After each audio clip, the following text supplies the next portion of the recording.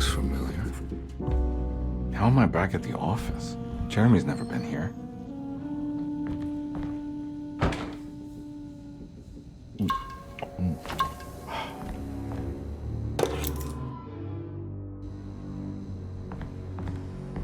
That's me, isn't it? How long had it been since I drowned myself in drink and depression?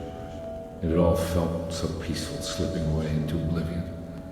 A welcoming, dark voice wrapped around my mind like a heavy blanket.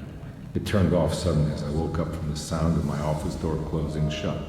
A messenger had left a telegram from Mrs. Saunders. She had a lead on where to find her husband and her kidnapped daughter.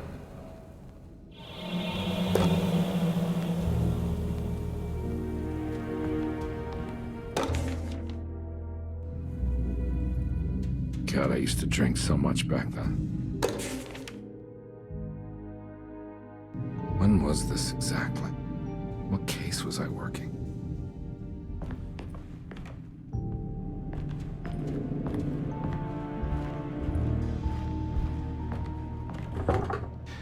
I think I need to figure out where I'm going first.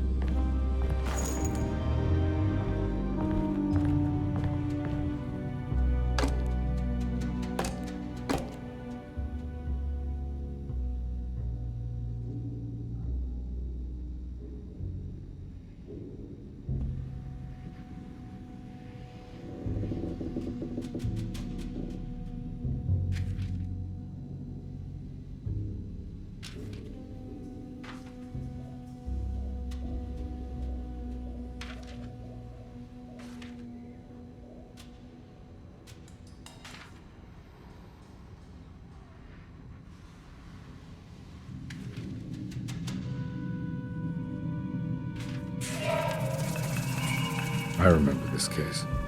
Some kid got taken by her father, headed out of state, but he had made a mistake by selling a painting that his wife actually cared about to a collector named Thornhill to fund his venture. That's how I tracked him down. At least I think so.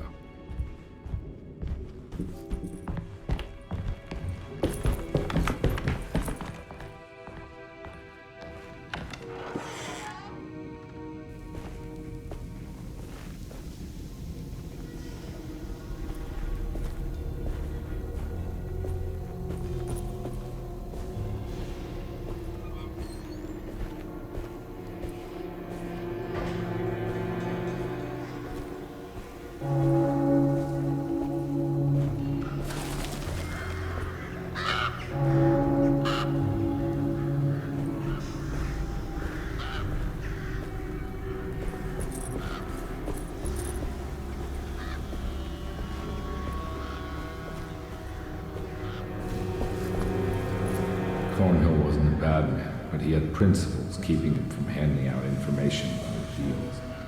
So it needed some convincing.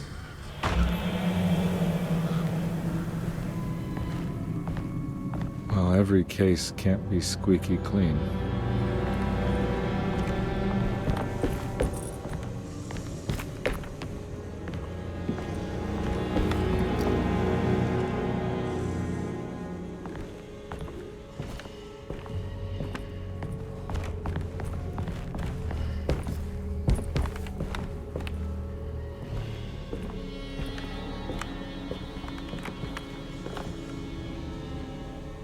Mr. Saunders had sold a valuable painting to Thornhill, hoping the money would carry him to wherever he was going.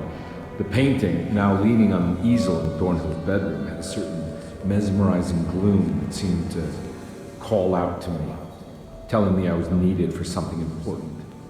I felt myself falling into the painting, only being brought back by Thornhill, thrusting an address to a Hotel St. George into my hand and asking me to get the hell out.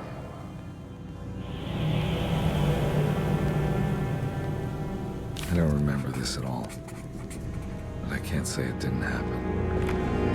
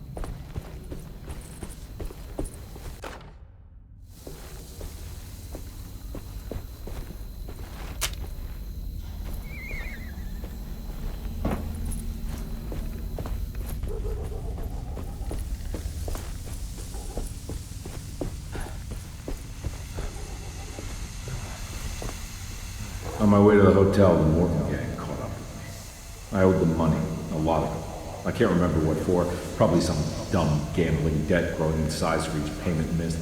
I punched one of them out, and I sent the others packing. It was a stupid move. They'd be back. It'd be great remembers.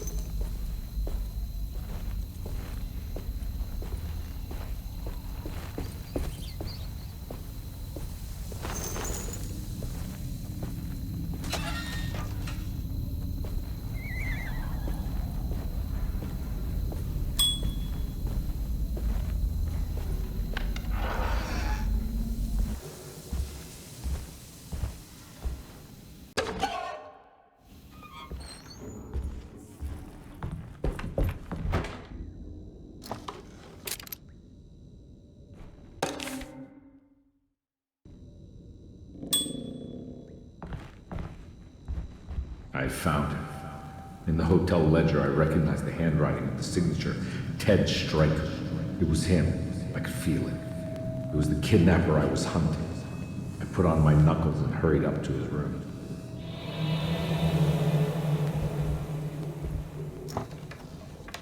Something about that name, Ted Stryker, rings a bell. Feels vaguely familiar.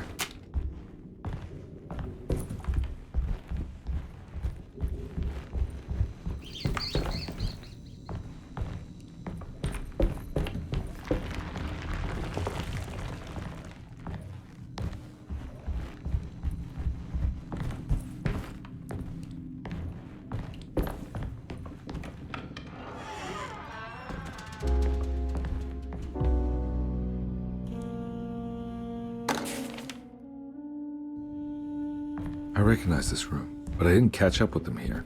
I must have followed them. But where?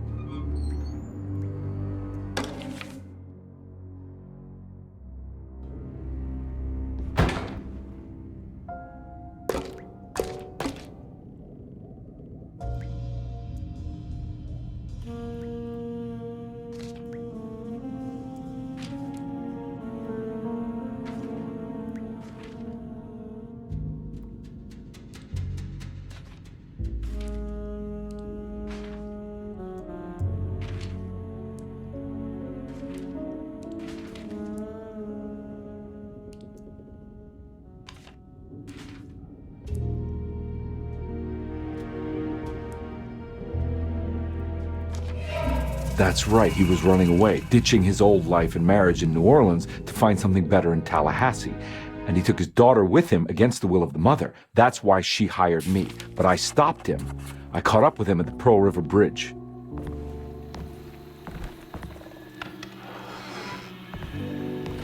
Pearl River.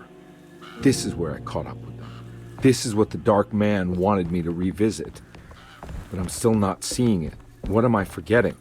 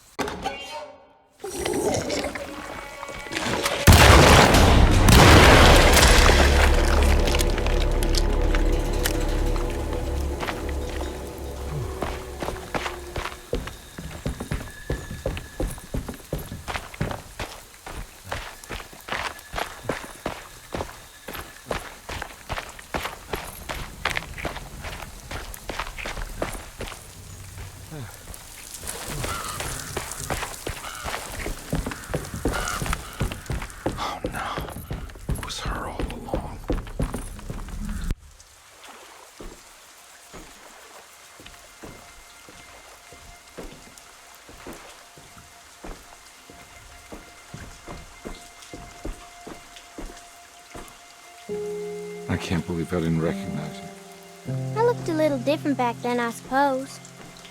Was any of this real? How do you mean? This day, just... so much is happening. I can't... I think I've lost my head. Do you need me to apologize? I mean... I am sorry. I don't think I need to begin to explain. You're just a kid, Grace. I'm really sorry. I didn't mean for it to happen. Lies. More lies. No, really. I thought I was being a good guy by handing you over to your mother. I didn't know. I couldn't have known that she wouldn't care about you. I don't know how this works. What is this for? Some form of admission of guilt. Maybe acceptance. It's what the Dark Man wants. I guess we just watch my father die again then. You think he's alive? I know he is. He's down there, scared that he won't be able to get out. That he will drown with his daughter again. What are you saying? We gotta save him! We? Do it yourself. I'm down there with him, remember?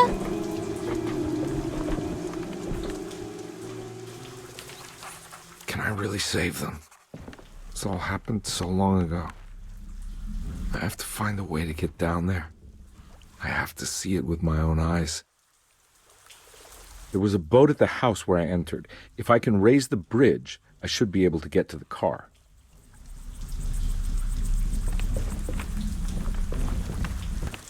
There must be a way to save you both, right? Why else would I be here? Maybe the Dark Man just likes it when you suffer.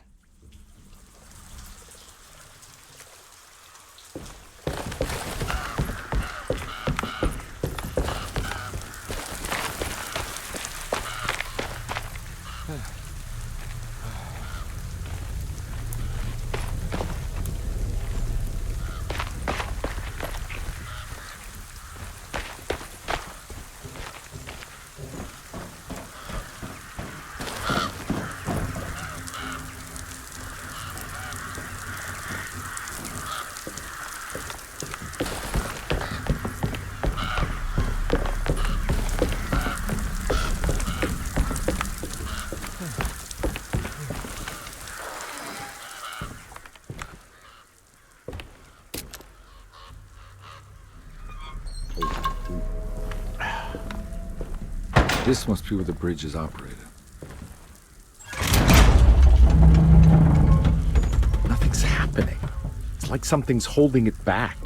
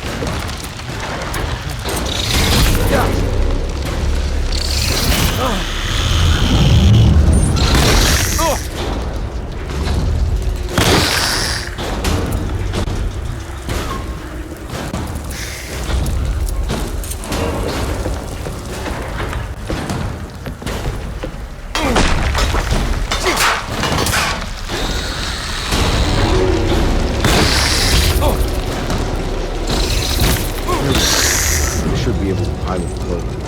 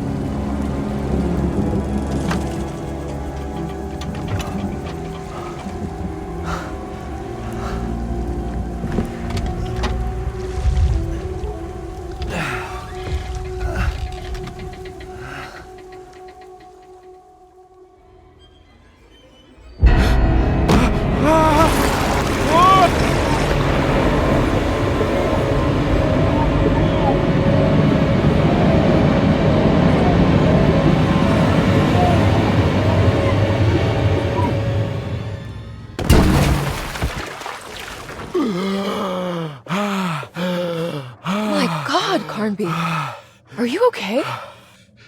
Don't leave me alone. What the hell have you been doing? What's going on here? Look at this mess! I'm sorry, Mrs. Thompson. Don't make me kick you out of this house. Now get out!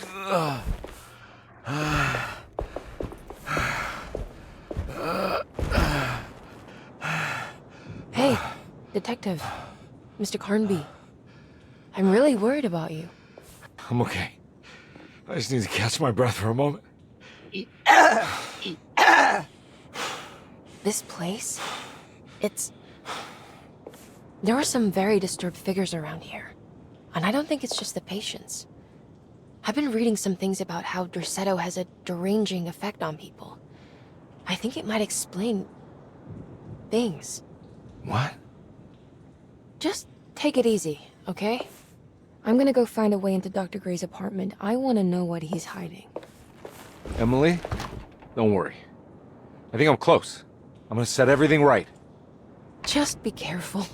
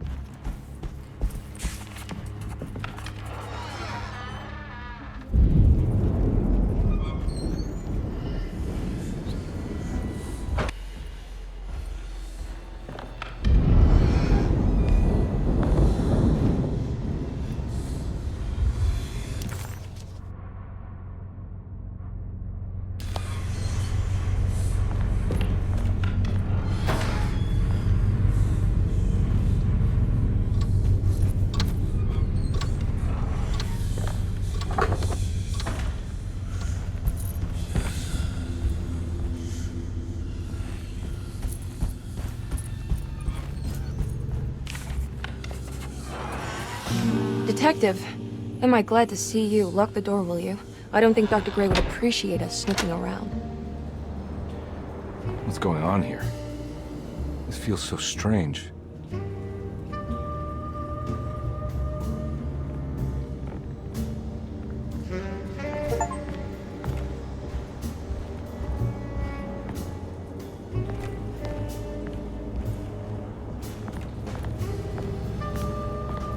There's a book missing.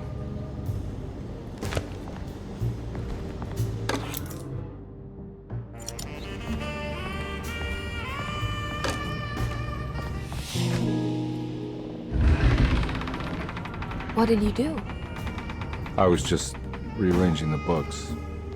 Well, come on, let's check it out.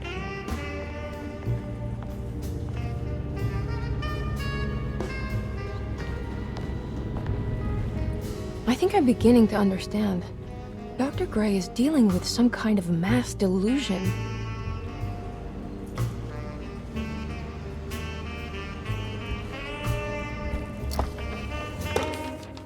Good to finally meet you, Mr. Hartwood. I'm here on the behalf of your brother Philip. You were expecting me, weren't you? Yes. You're from Derceto, no? That's right. I just wanted to ask you a few questions to see if there is anything I can do to help you and your family. Okay. I understand you're full of imagination. You make up a lot of things. I suppose. And you obsess over them, blurring reality and fiction. Sometimes. Do you want to tell me about the Dark Man? No. No, I don't. That's all right. Perhaps there is something else you can tell me. Something you know to be made up, but you hold dear. Juan? John? Who's John? No. Juan Luis Jorge. Oh, wait there a moment. Here, take a look. Is he... Oh, he is the author. It's a magnificent book. Life-changing even. The real Juan is long dead, but I like to think of him as my friend. My most beloved friend. I see. Do you often do this? Fantasize about people you read about? No. Well, there is Jacob. Who is Jacob? Turn to the last page. Oh, it's a newspaper article. The Prisoner of Ice, Jacob van Ostad. Is he also your beloved friend? Oh, no, Doctor. Not at all. He is the fire that fights fire. Yes, I think it's clear your overstimulated imagination, this mania, needs to be tempered for you to live a normal life. I know your family calls it the Hartwood curse, but I want you to know that there is nothing supernatural about your condition. It's all inside your head. And with that, I'm very qualified to deal with. In time, you will be cured. In time. Yes, in time we will exorcise all your demons, all the dark men. Yeah! Please, Mr. Hartwood, calm yourself. What happened? Oh, don't you worry your little head about it, Miss Hartwood. Your uncle and I just had our first breakthrough.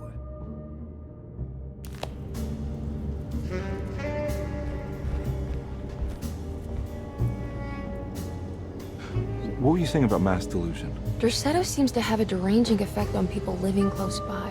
It has a history of creating cults devoted to some nature goddess. Even the name Derceto refers to the cult existing here before the Civil War. Derceto was the name of an ancient fertility goddess worshipped in Syria. Dr. Gray and his friends, however, seem to prefer the black goat of the woods with 1,000 young, or Shub-Nigroth. And that name can only have come from my uncle's twisted mind.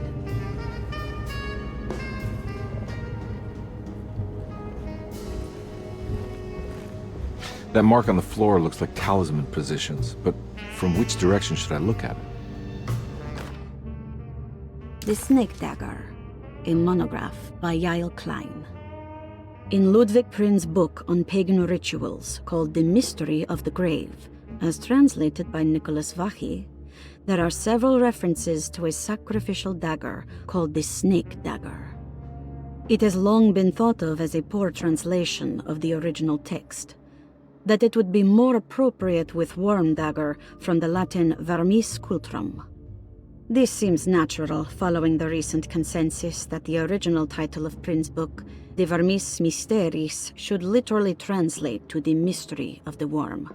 However, this would take away from Vahí's great effort at translating the underlying meaning of the words and revealing several cultural beliefs. While Prynne certainly was using the term worm as a symbol or synecdoche for death and the dead, which is made clear by the contents of the book, in the case of the dagger, we shouldn't be too hasty to dismiss his translation. Reading through Vahí's correspondence with his patron, it appears that he had more than just the Latin text at his disposal. Vahí had dug up Prynne's living relatives and uncovered several cross-referenced historical texts and an actual snake dagger. The dagger was dated to the early Middle Kingdom of Egypt and had such a clear shape of a wave that Vahí considered calling it the sinusoidal blade.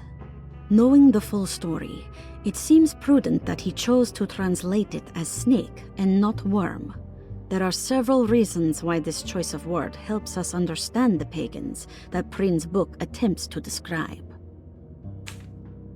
The symbolic value of the shape becomes more apparent when reading about the use for the dagger. In the passage of possession and exorcism, we find the snake dagger poisons the poisoner within the victim and is therefore pacified. Where the literal text would tell us that the worm dagger trumps the demon possessing the victim, it tells us nothing of their reasoning, only that somehow this dagger wins against the demon, like it had the better hand in poker. Vahí's translation allows us to follow the underlying logic to the ritual magic that is being performed. Poison the poisoner sounds like fighting fire with fire. That to hurt the demon possessing its victim, the priests would have to fight back with a power that is known to the evil they are fighting. The snake dagger is therefore not only a good way to describe its form, but it also helps us understand how it could be thought of as a useful tool for exorcism. Finally, it also helps us understand their relationship to lunacy, that it was thought of as something poisoning the mind rather than controlling it. What is also interesting to note is that the possessed are always considered poisoned in their head and not their heart. The snake dagger always went to the eye of the possessed, leaving them partially blind, if they had the good luck to survive.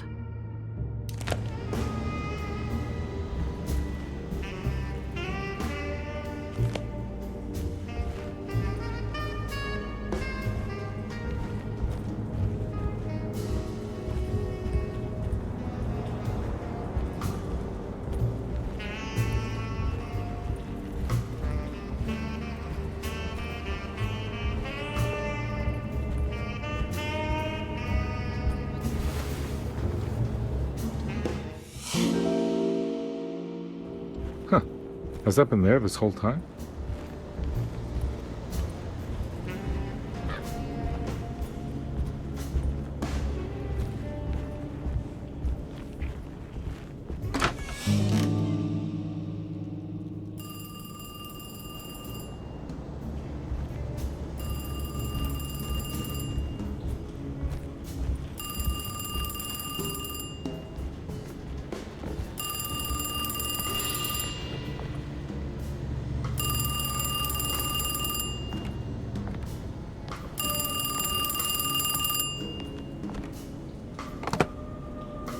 Hello? Detective Carnby? Who is this? Jeremy? Jeremy is with the Dark Man. You can't save him. Well, I've done everything he wanted so far, and there's just one more thing on the list. I expect him to keep his promise and return Jeremy unharmed. Get out, Detective, while you still can.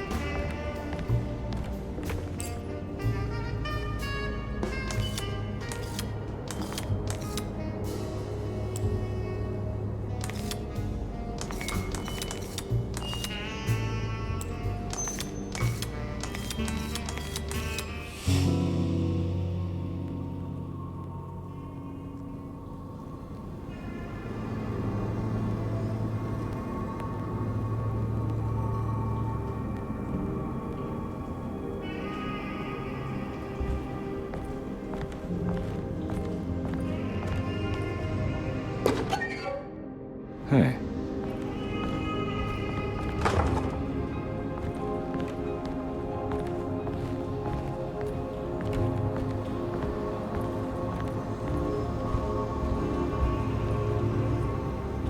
You okay?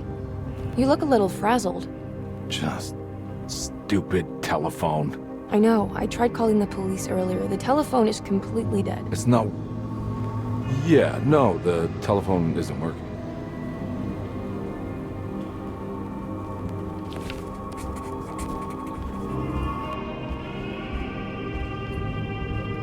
Miss Hartwood, I think you're gonna want to see this. Is there something in the closet? Yeah, there is. You don't see the very obvious gate leading to whatever Jeremy's madness is serving up next? I don't understand. Are you making some kind of fashion metaphor? I'm sorry, I don't have time for this. Can you just tell me what you're doing? You don't see this. It's fine. It's fine. Catch you later. Are you going inside the closet? Yeah. You got a problem with that? No. Do what you think is right, Detective. Sorry, I didn't mean to. Goodbye, Miss Hartwood.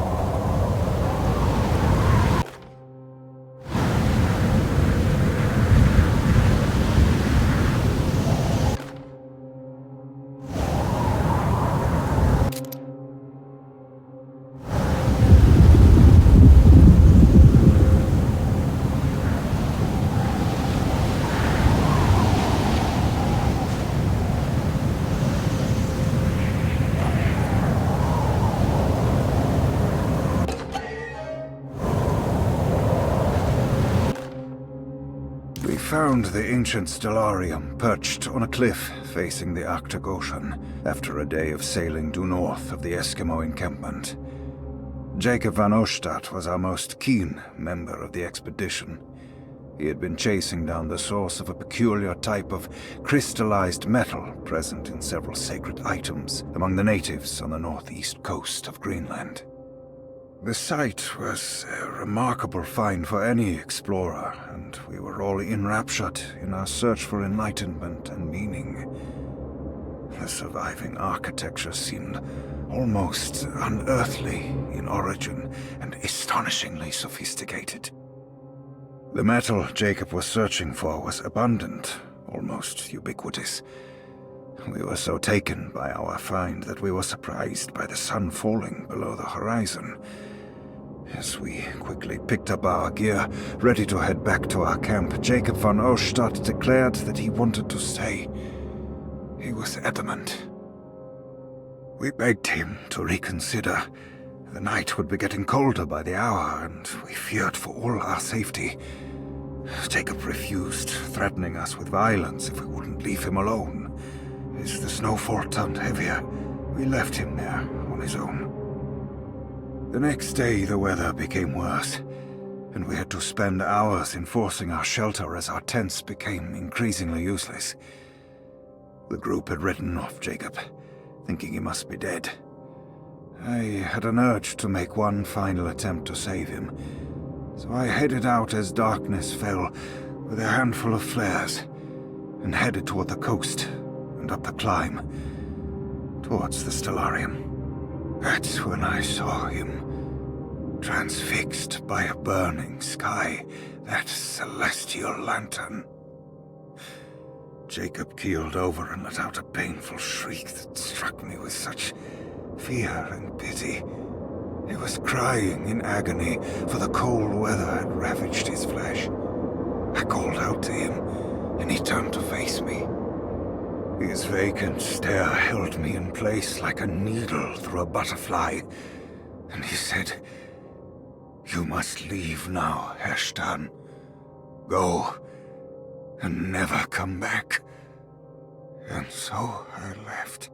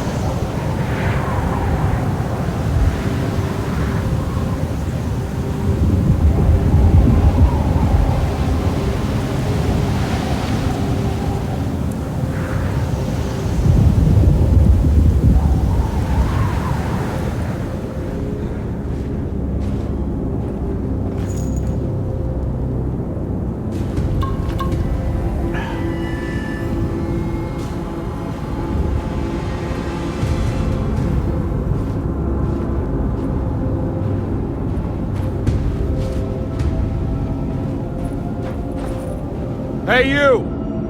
What are you doing here? What is this place? Turn back, detective. You're not wanted here. Oh, take it easy. I'm not your enemy. Oh, you're wrong, detective. You're wrong.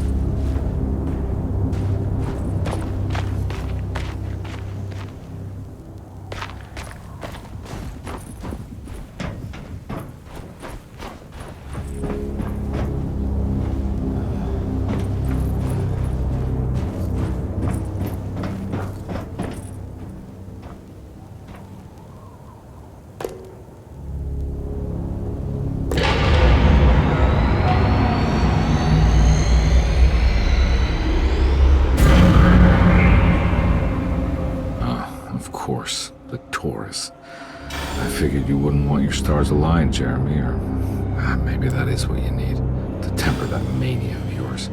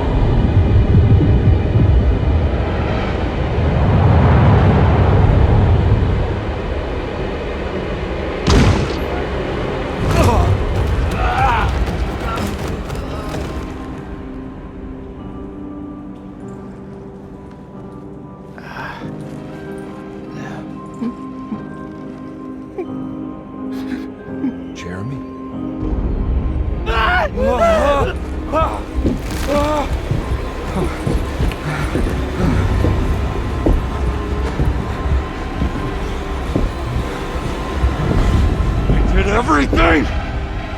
Aren't you happy? Stupid charlatan. What more do you want from me? You want me to lose my mind? Oh, my lord! Doctor! Baptiste! Quick! Jesus. What were you thinking, Carnby?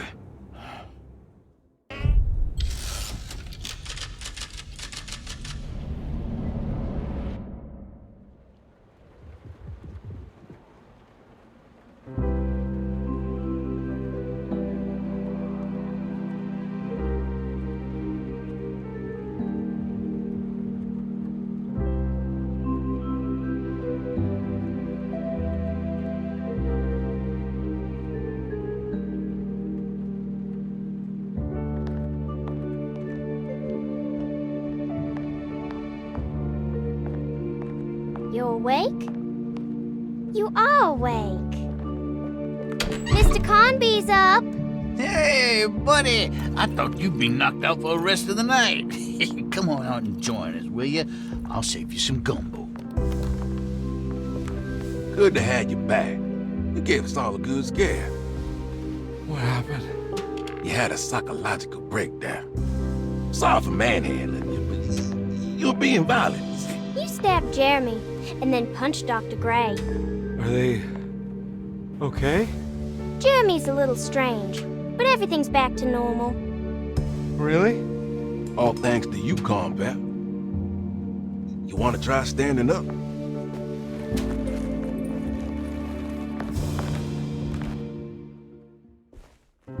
Well, if it isn't the hero of the day. How are you feeling, Detective? Never better. How about you two?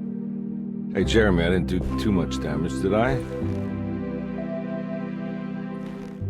Things are fine. Very quiet. What's up with him? Painkillers? No. You see, despite you having the finesse of a one-eyed butcher, you managed to lobotomize dear Jeremy. I did what? It's actually quite impressive.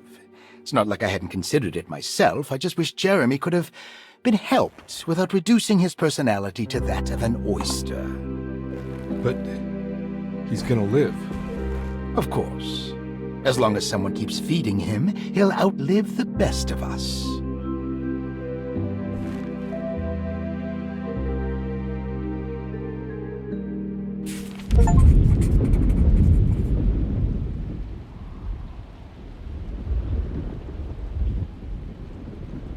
Does Emily know about Jeremy's condition? Yes. She seems to be handling it quite well under the circumstances.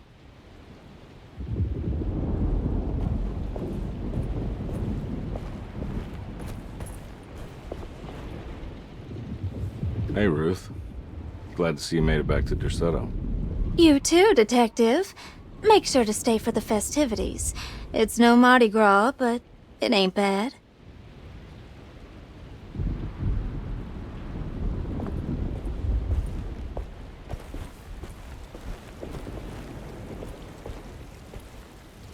Good to see you back on your feet, Detective. Have some gumbo. Thanks. I'll save it for later.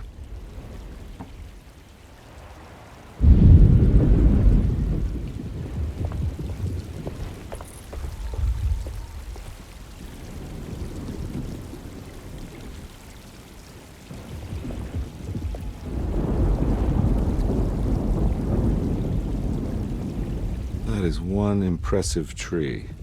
More impressive than you could ever imagine.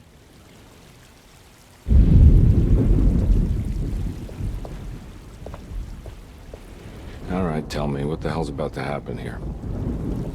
Every year we have a little turn-the-page ceremony by the tree. It's symbolical. It's like life has its cycles of grief and happiness.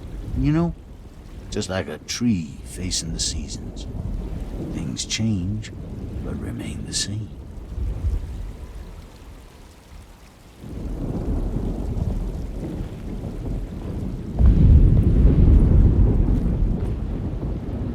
Hey, kid. What are you up to? Preparing for the ceremony. I don't want to disappoint Mother.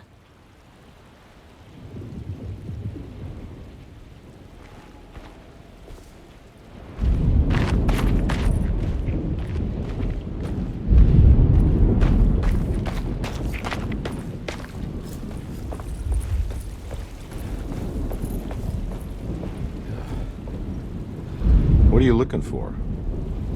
Just keeping an eye out for the storm. Radio says it could be a wild one.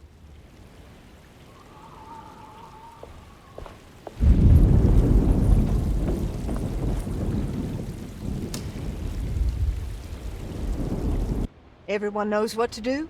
Y'all know the new words. Mrs. Thompson, we talked about this.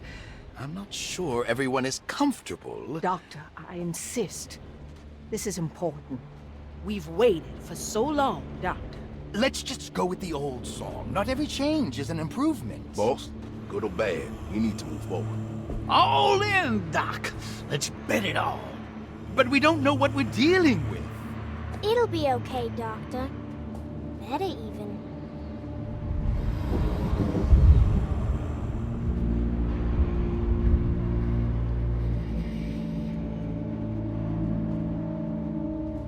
Ever there are praises and abundance to the black goat of the woods.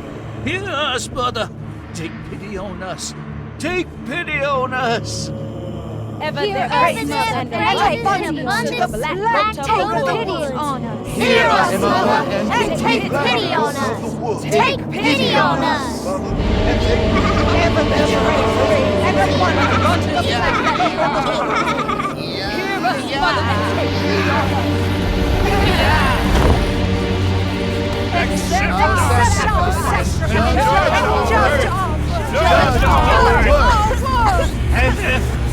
Stop! Are you crazy? This here's what needs to happen, Carnby. Grace! Stop! Stop! Shoot the ground! Yeah! Shoot the ground!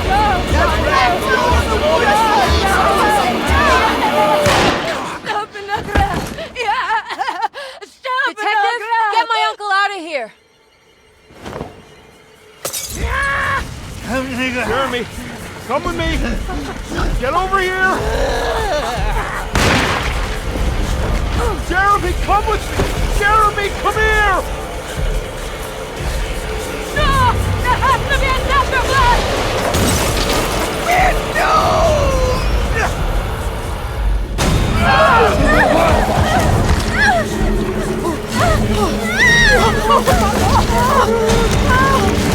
Jeremy!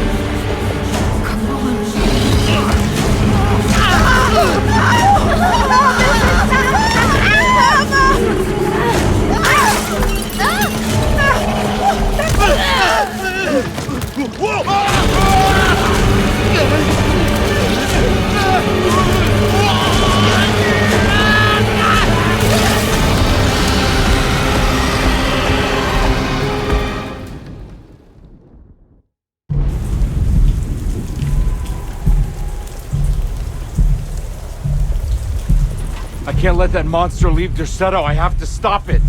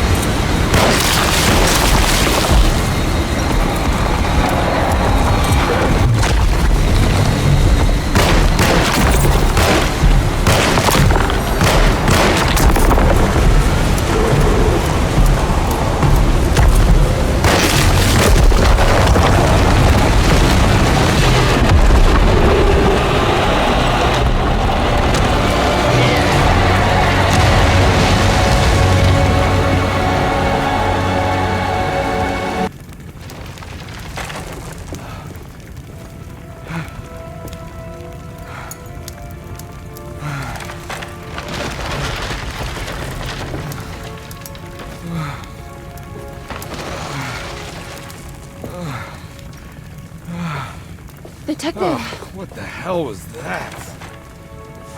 I tried to tell you. There was so much evidence. Their devotion to the Black Goat was like nothing I've ever seen before. I felt so dumb believing any of it, but I'm glad I did. Are you okay? Everything is out of order. This isn't the way the story goes. I shouldn't be alive. Yeah. Oh, you're welcome, buddy. How are you doing, sweetie? I kinda like it. You ruined everything, but I'm not mad.